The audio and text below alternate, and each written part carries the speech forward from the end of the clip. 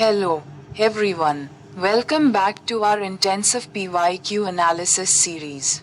Today, we are diving deep into a very important archive, the UGC NET English Literature Solved Paper 2, from December 2006.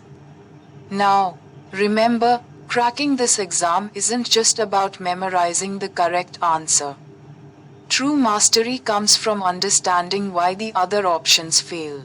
So, grab your notebooks, eliminate distractions, and let's break down these 50 questions, slide by slide. Let's start with question 1. The question asks, the title, The Sound and the Fury, is taken from which Shakespearean play?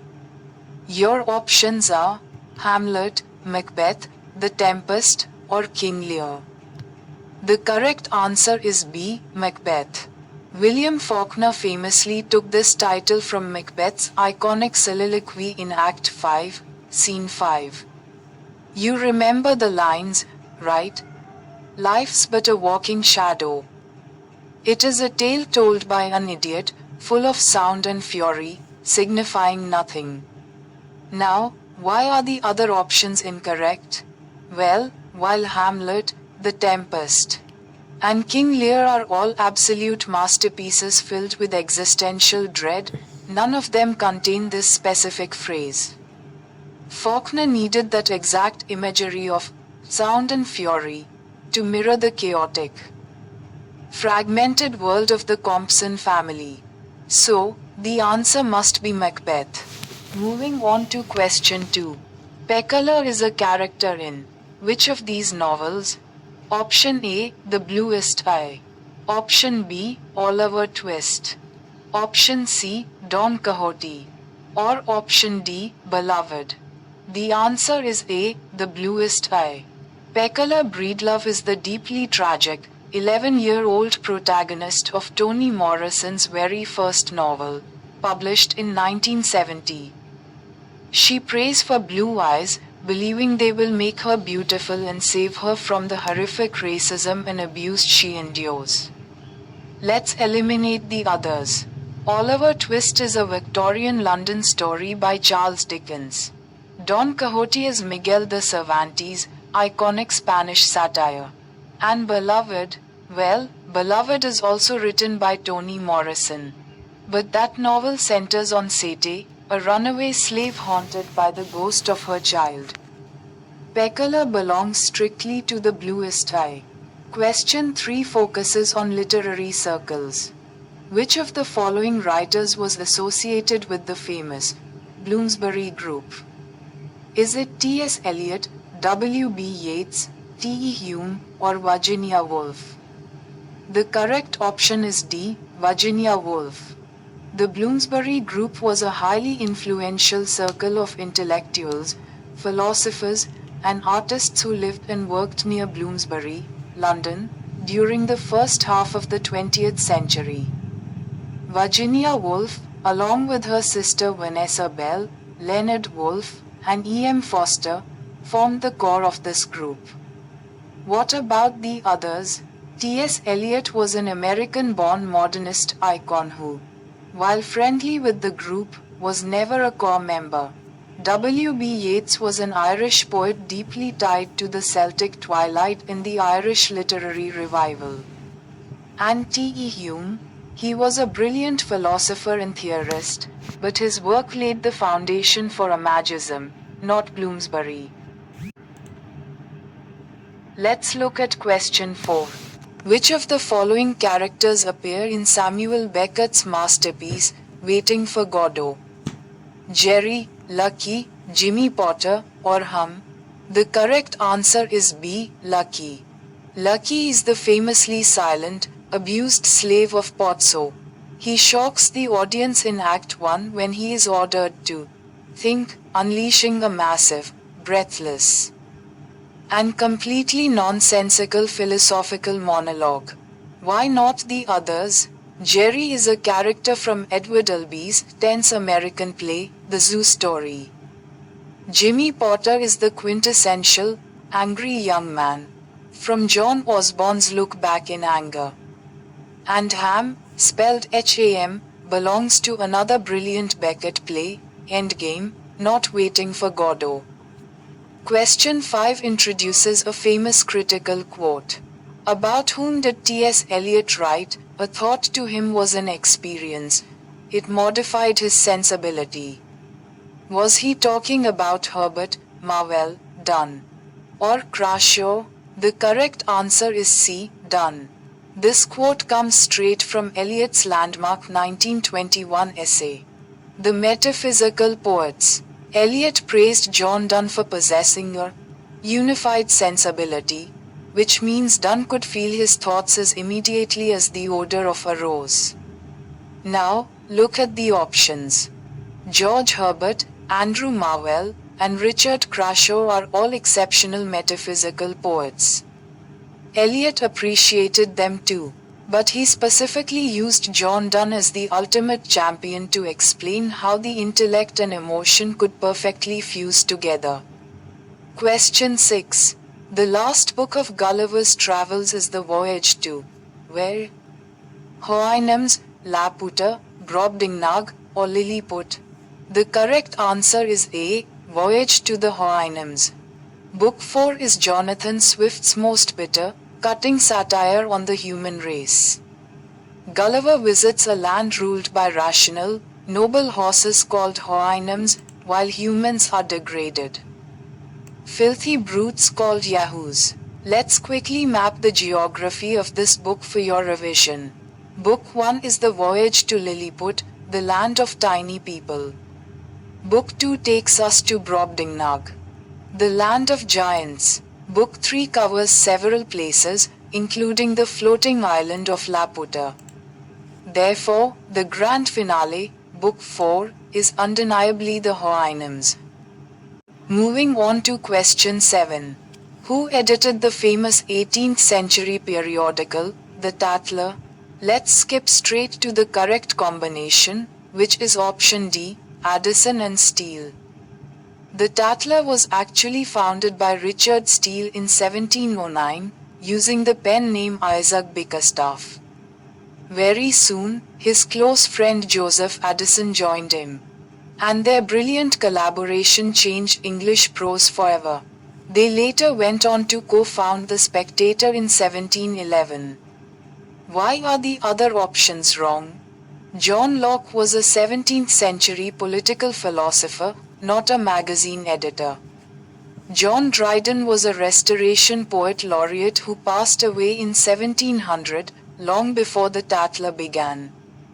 And Sir Richard Blackmore was a physician and poet whom writers like Alexander Pope loved to mock.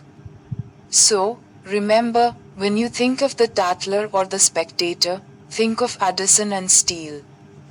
Question 8. John Locke's major work, an essay concerning human understanding, is primarily about what? Behavior, the nature of the human mind, society, or ideology? The correct answer is B. The nature of the human mind. This is a foundational text in British empiricism.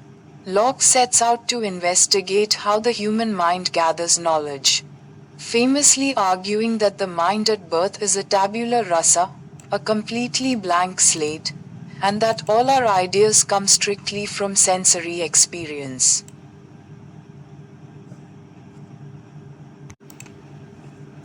Why rule out the others?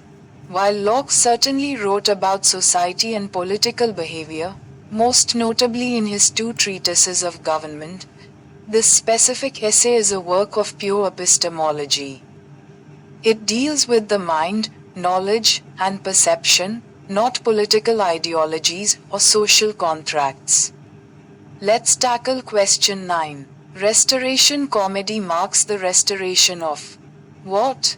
Women's rights, democracy, monarchy, or human rights? The correct answer is C. Monarchy.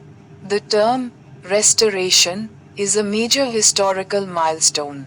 It refers to the year 1660, when King Charles II was brought back from exile and restored to the English throne, ending the strict Puritan rule of Oliver Cromwell. With the king back, the theatres reopened, giving birth to the witty, scandalous, Restoration comedy.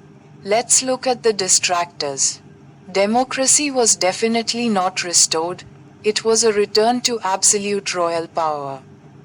While it's true that women were finally allowed to perform on the English stage for the first time, this was a theatrical shift. Not a restoration of legal, women's rights. And, human rights, is a modern political framework that simply didn't exist back then. It was all about the king. Question 10. Which of Alexander Pope's poems begins with the dramatic line, "Shut, shut the door, good John"? Fatigued, I said. Is it the epistle to Dr. Arbuthnot, the Dunciad, the epistles? Or the rape of the lock? The correct option is A, Epistle to Dr. Arbuthnot. This poem, published in 1735, is Pope's brilliant, biting defense of his own life and poetry against his critics. The John he yells at in the very first line is actually his real life, faithful servant, John Searle, whom Pope orders to lock the door to keep out all the annoying, bad poets who keep bothering him. Let's check the others. The Dunciad begins with a grand, mock epic invocation to the goddess Dullness. The rape of the lock opens gracefully, with, "What dire offense from amorous causes springs?" Therefore, that frantic request to shut the door belongs uniquely to his epistle to Arbuthnot. Let's look at question 11. The quotation, one has to convey in a language that is not one's own. One has to convey the various shades of thoughts that have a nomenclature in the old, time-honored language of one's own, appears in the preface of which work? Ice Candy Man, The Guide, Nagamandala, or Kanthapura? The answer is D, Kanthapura. This is one of the most famous theoretical passages in Indian English literature. It comes from Raja Rao's brilliant foreword to his 1938 novel Kanthapura. Here, Rao discusses the immense creative struggle of expressing the unique Indian sensibility, or spirit, using a foreign medium like English. Why not the other options? While Bapsi Sidhava's Ice Candy Man, R.K. Narayan's The Guide, and Girish Karnad's play Nagamandala are all landmarks of South Asian writing, none of them contain this specific linguistic manifesto. That quote belongs entirely to Raja Rao. Question 12 asks us to identify the author-book pair that is correctly matched. Let's dissect the options carefully. The correct answer is B. Marquez and Cholera. Gabriel Garcia Marquez, the master of magical realism, wrote the iconic novel Love in the Time of Cholera, published in 1985. Let's fix the other broken pairs for your notes. Option A says Roy and Patriarch, but Arundhati Roy wrote The God of Small Things, while The Autumn of the Patriarch is actually another novel by Marquez. Option C pairs Umberto Eco with The Tin Drum, but The Tin Drum was written by Gunter Grass. Finally, option D pairs Jhampa Lahiri with Beloved, which we already know was written by Toni Morrison. So, Marquez and Cholera is the only true match. Moving on to question 13. Which of the following women writers did not receive the Nobel Prize for Literature? Toni Morrison, Nadine Gordimer, Butchie Emecheta, or Doris Lessing? The correct answer is C, Butchie Emecheta. The brilliant Nigerian novelist Butchie Emecheta, famous for books like The Joys of Motherhood, sadly never received the Nobel Prize. The other three incredible women are all Nobel laureates. Nadine Gordimer won it in 1991, Toni Morrison followed closely in 1993, and Doris Lessing received the honor later in 2007. This makes Emecheta the clear odd one out in this list of global award winners. Question 14 tests our knowledge of Commonwealth or post-colonial geography. Which of the following is not an Australian author? Margaret Lawrence, David Malouf, Mudruru Narogin, or Peter Carey? The correct answer is A. Margaret Lawrence. Margaret Lawrence is a major 20th century Canadian novelist, best known for her classic work The Stone Angel. She has no connection to Australia. On the other hand, David Malouf, Peter Carey, who has won the Booker Prize twice, and Mudruru Narogin are all towering figures in Australian literature. With Mudruru being a highly influential voice in Indigenous Australian writing. Remember, Lawrence belongs to Canada. Let's examine question 15. The Tulsi family in V.S. Napal's masterpiece. A House for Mr. Bishwas, lived in which house? Pagote's house, Hanuman Mansion, Tulsiana, or Hanuman House? The correct option is D. Hanuman House. Hanuman House, located in the town of Arvakas, is the vast, crowded, and deeply communal home of the Tulsi clan. It represents the stifling, traditional social structure that the protagonist, Mohan Biswas, spends his entire life fighting against in order to establish his own identity and independence. Why are the other options wrong? They are simply distractors designed to look similar. Names like Hanuman Mansion or Tulsiana are invented variations to confuse you, but Napal's specific text names this iconic building Hanuman House. Question 16 brings us back to Romantic literary theory. The quotation, repetition in the finite mind of the eternal act of creation in the infinite I am, appears in which text? Lyrical ballads, Biographia Literaria, in defense of poetry, or letters? The correct answer is B. Biographia Literaria. Samuel Taylor Coleridge writes this profound definition in chapter 13 of his 1817 work, Biographia Literaria, to describe what he calls the primary imagination. He viewed human imagination not just as a passive tool, but as a direct reflection of divine creative energy. Let's rule out the others. William Wordsworth's preface to Lyrical Ballads focuses on the real language of men. Percy Bysshe Shelley's A Defense of Poetry famously calls poets the unacknowledged legislators of the world. And John Keats' letters are celebrated for concepts like negative capability. This specific theological view of imagination belongs solely to Coleridge. Question 17. The famous phrase, fearful symmetry, appears in which William Blake poem? Introduction, The Chimney Sweeper, The Tiger, or London? The correct answer is C. The Tiger. This phrase closes the opening and final stanzas of Blake's iconic poem From Songs of Experience, published in 1794. The lines go, Tiger, tiger, burning bright, in the forests of the night. What immortal hand or eye could frame thy fearful symmetry? Why not the other options? While all of these are incredible poems written by Blake, The Tiger is uniquely centered on the terrifying, symmetrical power of creation and the absolute awe of wondering whether the same God who made the innocent lamb also created this fierce predator. Let's look at question 18. Capable of being in uncertainties, mysteries, doubts, without any irritable reaching after fact and reason. Defines which famous concept? Negative capability, secondary imagination. Criticism of life, or dissociation of sensibility? The correct answer is A. Negative capability. This is John Keats' most famous contribution to literary philosophy, coined in an 1817 letter to his brothers.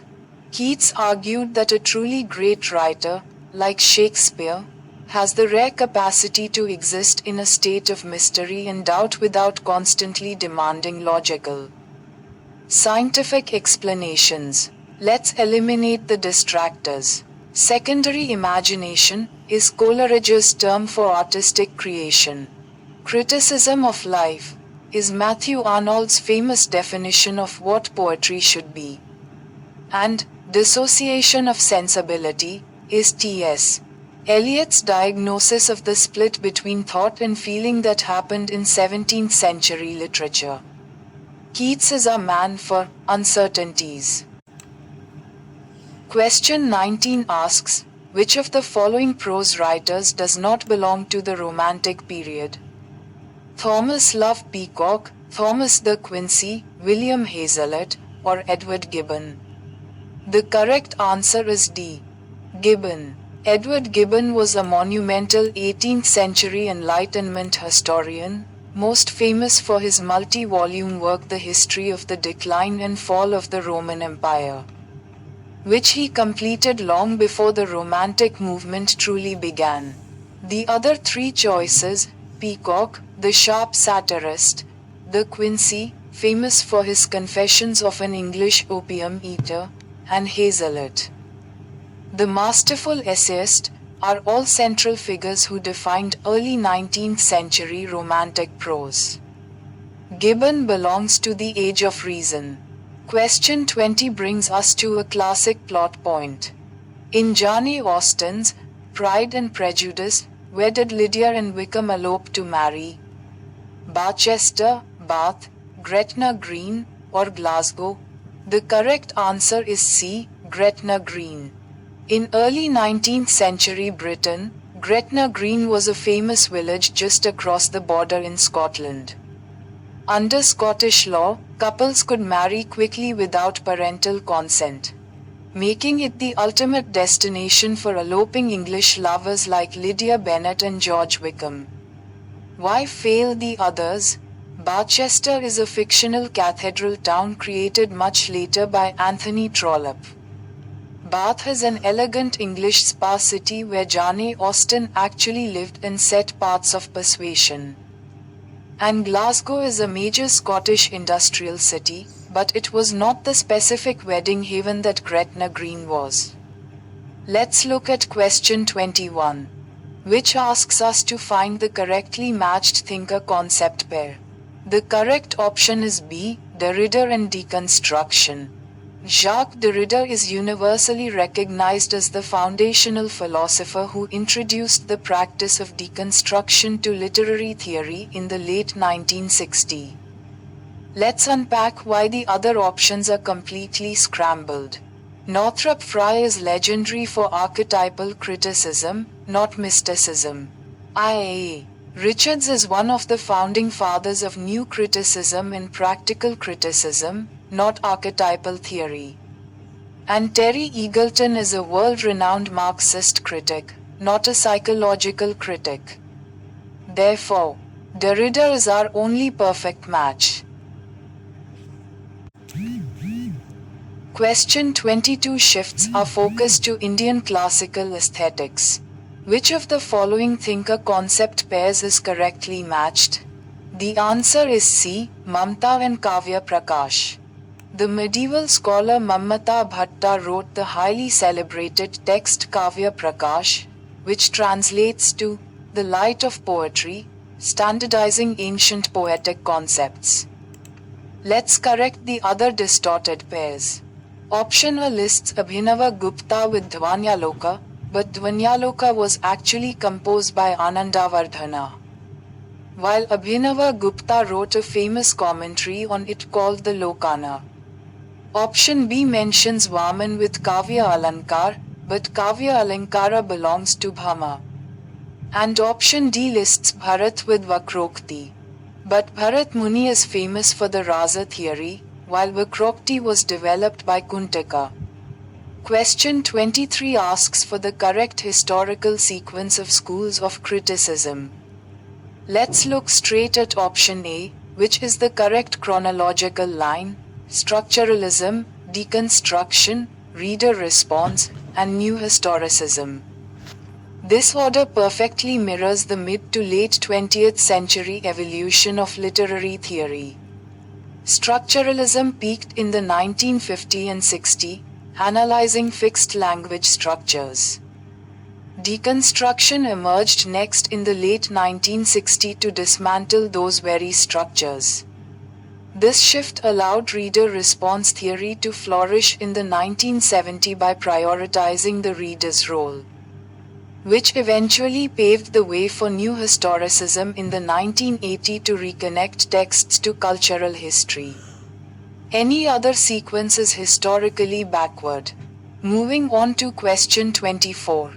What does the classical term, hamasha, mean? Reversal of fortunes, purgation, depravity, or error of judgment? The correct option is D, error of judgment.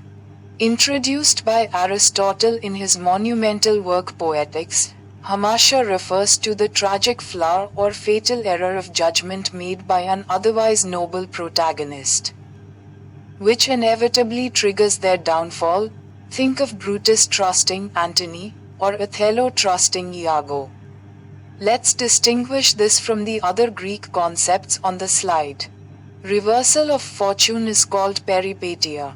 Purgation or cleansing of emotions is called catharsis. And depravity implies a sinister, evil nature, whereas hamasha can be a completely accidental mistake made by a good person.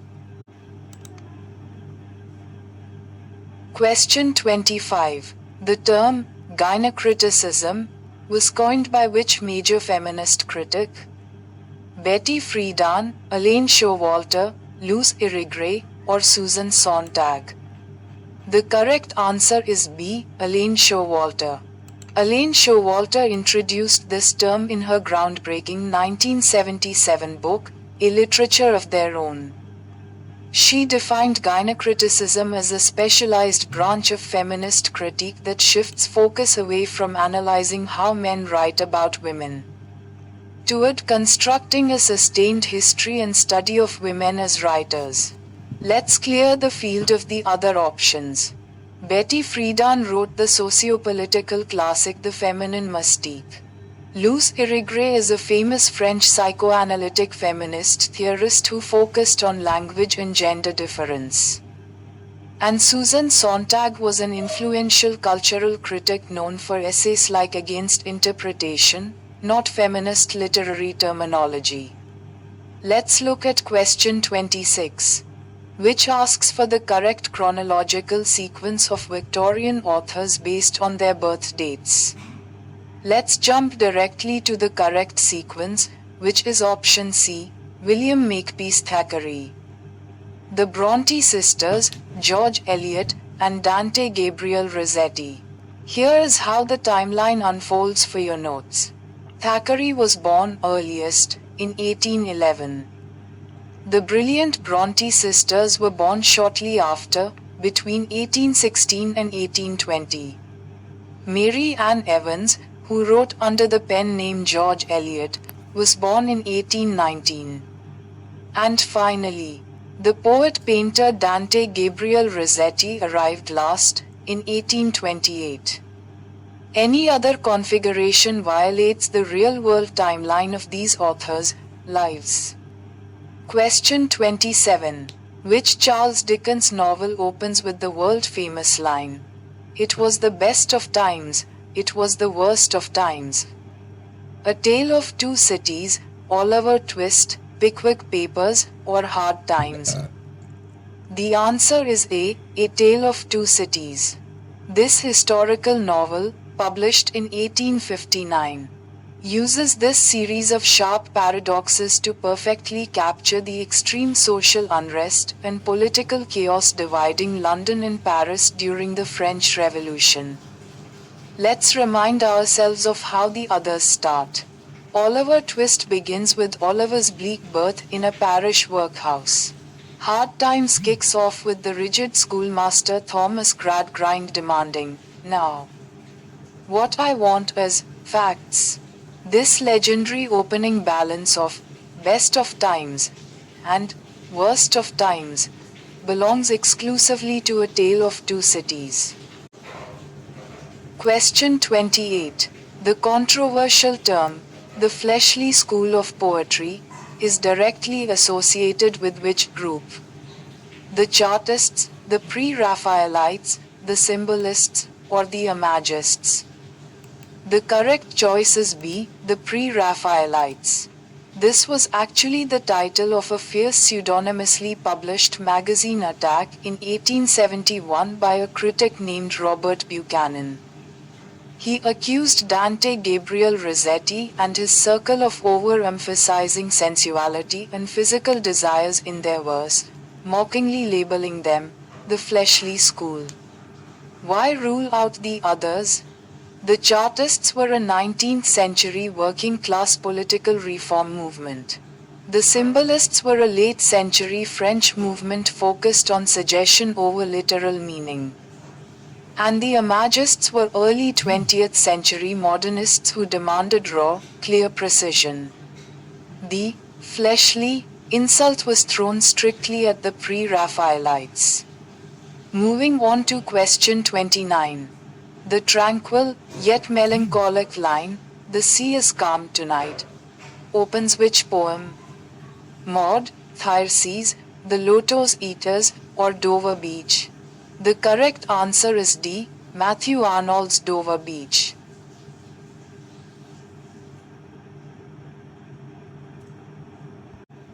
Published in 1867, Arnold uses this serene opening description of the English Channel to contrast against the profound spiritual anxiety that follows later in the poem, where he famously laments the slow, tragic retreat of the sea of faith from the modern Victorian world.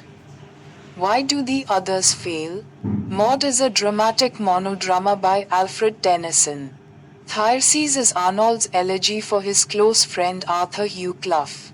And The Lotos Eaters is another classic Tennyson poem about Odysseus, mariners. None of them open with this specific coastal observation. Question 30. The term Gothic, while defining a popular category of dark fiction, also applies primarily to which sister discipline? Architecture, painting, music, or theatre? The correct answer is A, architecture. Long before it became a literary genre, Gothic defined the medieval architectural style marked by towering pointed arches, ribbed vaults, and flying buttresses. When authors like Horace Walpole wrote the first Gothic novels, they intentionally chose these crumbling, gloomy medieval castles and cathedrals as their settings, adopting the architectural name for their new literary style. While Gothic moods can certainly manifest in paintings or theatrical set designs, the historical root and primary-secondary application of the term is firmly grounded in architecture.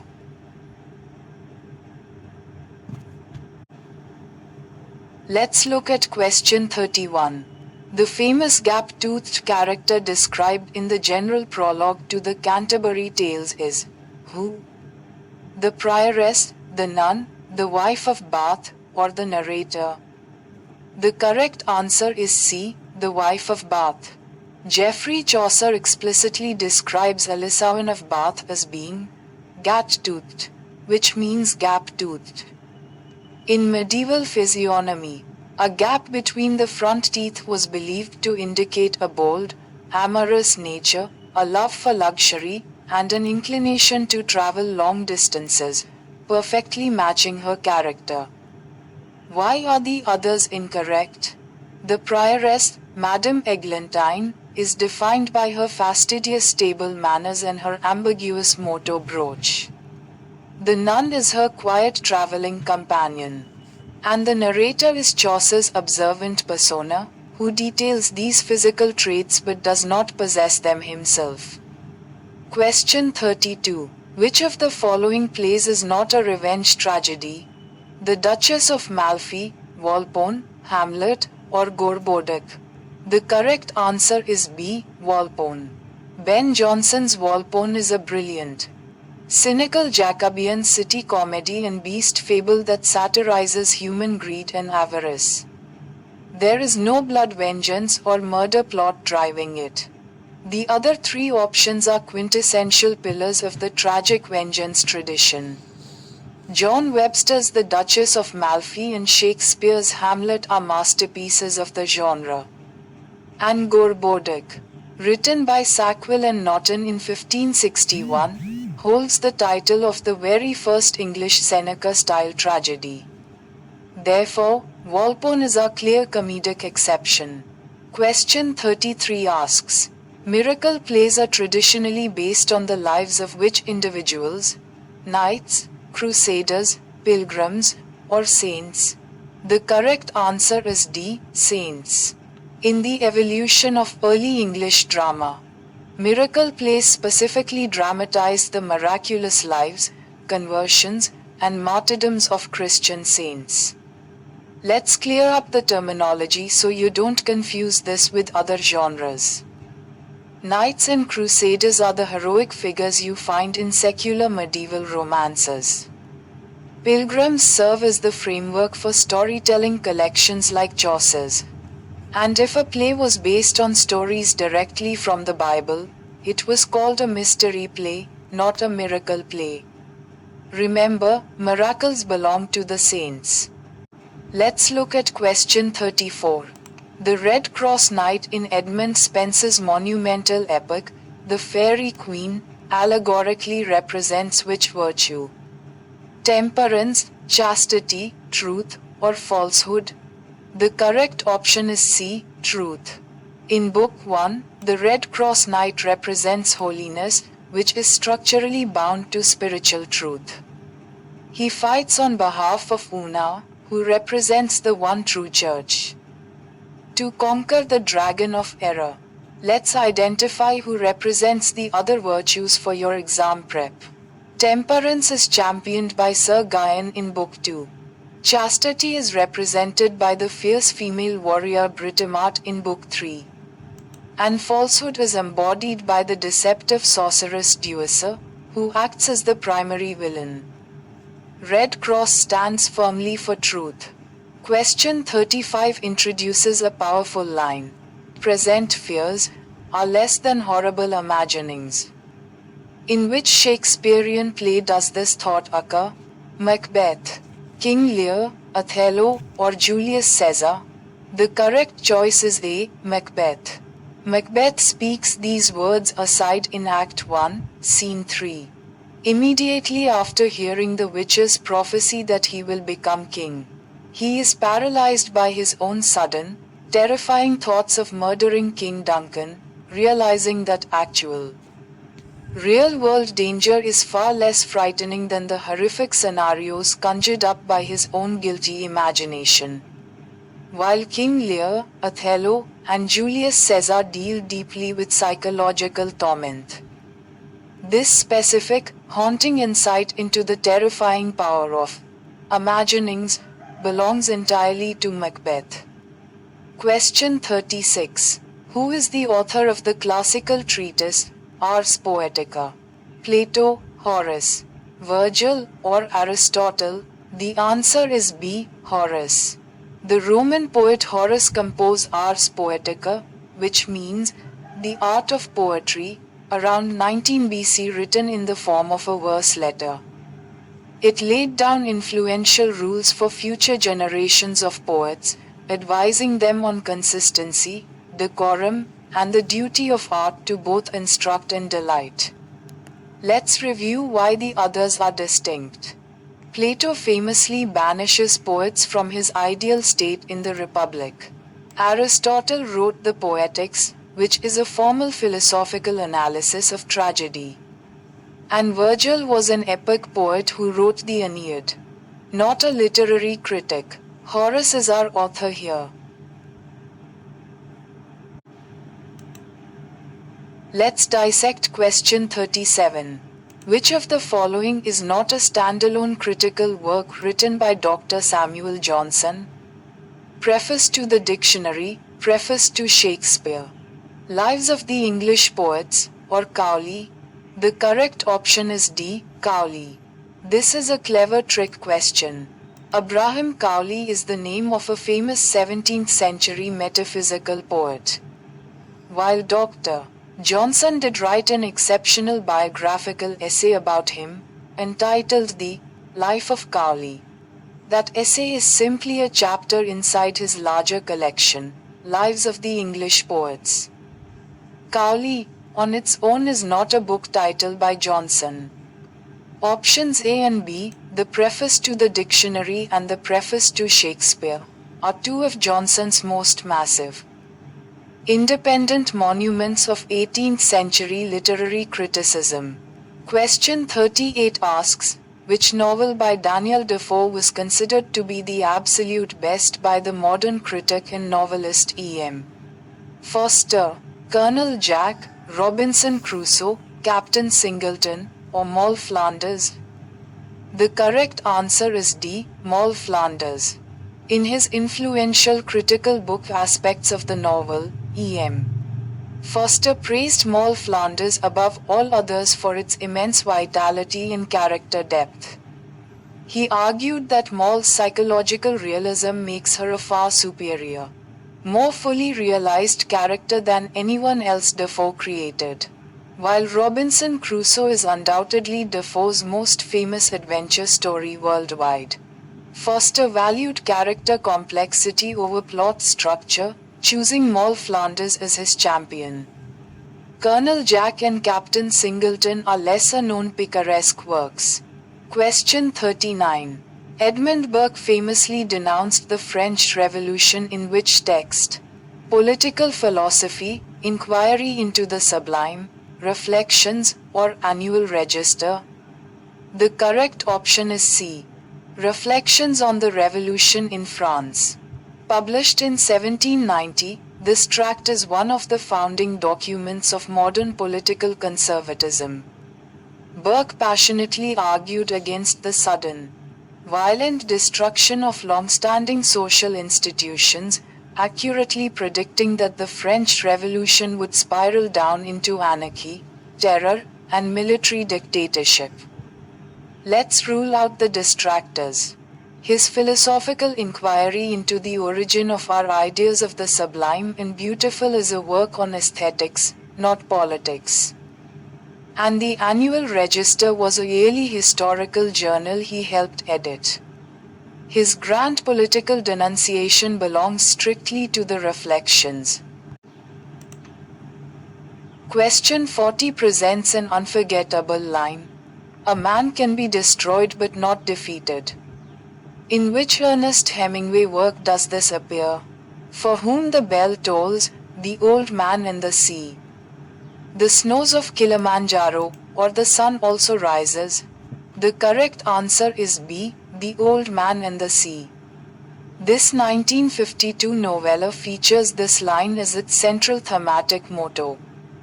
It is spoken by the aging Cuban fisherman, Santiago, as he fights an exhausting, losing battle against sharks out in the Gulf Stream to protect the skeleton of his massive marlin. It encapsulates the core Hemingway philosophy, that physical destruction may be inevitable, but human dignity and spirit can never be truly conquered. While all Hemingway novels explore courage under pressure, this specific, triumphant declaration defines The Old Man and the Sea. Let's look at question 41. Who among the following American figures is widely celebrated as a New England poet? Robert Frost, Edwin Arlington Robinson, William Carlos Williams, or Allen Ginsberg? The correct choice is A. Robert Frost. Frost's identity is completely inseparable from the rural landscape, cultural rhythms, and regional speech patterns of New England, particularly the states of New Hampshire and Vermont. His poems like Mending Wall and Stopping by Woods on a Snowy Evening are legendary for capturing this specific region. Why eliminate the others? William Carlos Williams is famous for his urban poetry set in New Jersey. Allen Ginsberg was a revolutionary voice of the counterculture Beat generation. And while E.A. Robinson was also born in New England, Robert Frost holds the definitive cultural title of the New England poet in literary history. Question 42. Which of the following is not a play written by Tennessee Williams? Night of the Iguana, A Streetcar Named Desire, Cat on a Hot Tin Roof, or The Zoo Story? The correct answer is D, The Zoo Story. The Zoo Story is a tense, one-act masterpiece that launched the career of Edward Albee in 1959, serving as a foundational text for American absurdist drama. The other three titles, Night of the Iguana, A Streetcar Named Desire, and Cat on a Hot Tin Roof, are the absolute crown jewels of Tennessee Williams' career. They defined his signature style of Southern Gothic drama, focusing on themes of fading beauty, hidden desire, and emotional trauma in the American South. Albee wrote The Zoo Story. Question 43 asks about a major text in Canadian studies. Margaret Atwood's book, Survival, is primarily what? Let's focus straight on the correct answer, which is option B. A thematic guide to Canadian literature. Published in 1972, Atwood's Survival is a brilliant piece of cultural criticism. She analyzed the history of Canadian writing and argued that while American literature is obsessed with the theme of the frontier, and British literature with social class, Canadian literature is uniquely unified by a single core theme, the struggle for sheer survival against a harsh nature and a colonial past. It is a literary survey, not a political essay or a personal memoir. Moving on to question 44. The highly influential anti-colonial cultural term, negritude, was co-originated and coined by which leaders? Let's skip directly to the correct historical pair, option C, Aimé Césaire and Leopold Senka. Aimé Césaire, the brilliant poet from Martinique, first used the word in his 1939 masterpiece Notebook on a return to the native land. Alongside Leopold Senka, who later became the first president of Senegal. They developed this literary and philosophical movement to reclaim black identity, pride, and culture from French colonial assimilation. Why are the other choices incorrect? Frantz Fanon and Homi Bhabha are much later, psychoanalytic post-colonial theorists. Chinua Achebe was a monumental Nigerian novelist who criticized aspects of negritude for being too romantic. The founders were Césaire and Senka. Question 45. Bertolt Brecht's revolutionary concept of epic theatre was deeply influenced by the work of which fellow practitioner? Erwin Piscator, Antonin Artaud, Peter Brook, or Eugenio Barber? The correct answer is A. Erwin Piscator. Piscator was a pioneering German avant-garde theatre director who collaborated closely with Brecht in Berlin during the 1920s. He was the first to use documentary film projections, moving stages, and explicitly political themes to educate the audience, laying the structural foundation for Brecht's epic theatre. Why not the others? Antonin Artaud developed the radical theatre of cruelty, which sought an emotional, visceral experience, the exact opposite of Brecht's rational, detached alienation effect. Peter Brook and Eugenio Barber are major experimental directors, but they belong to a later generation. Piscator is Brecht's true mentor. Let's look at question 46. The manipulative, psychological relationship between Othello and Iago in Shakespeare's tragedy is a prime dramatic example of what? Inversion, irony, innuendo, or invective. The correct answer is B. Irony.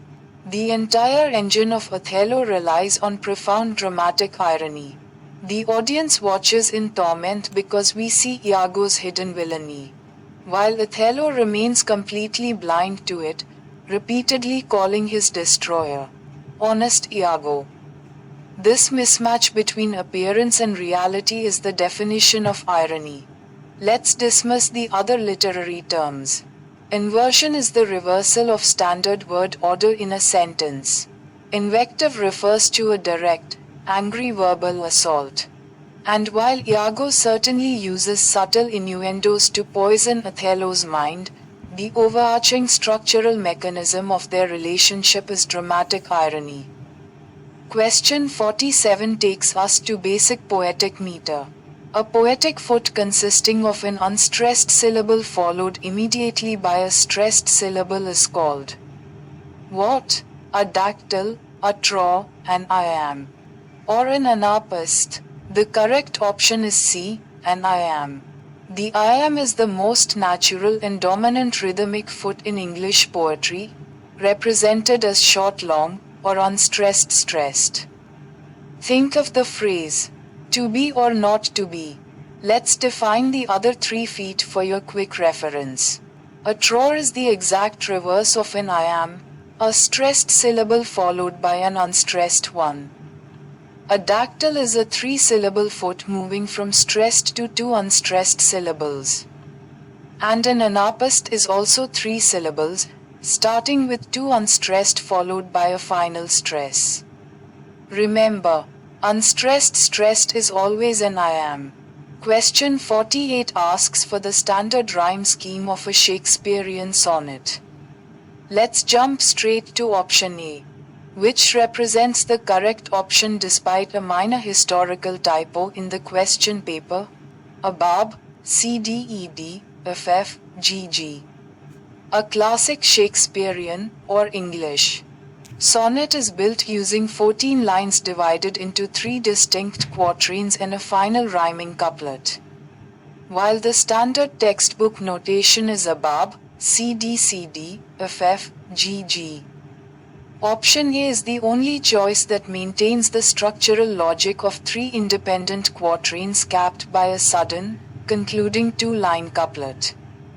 Option B features an envelope rhyme scheme typical of the Italian, or Petrarchan, sonnet. Therefore, option A is a Shakespearean answer.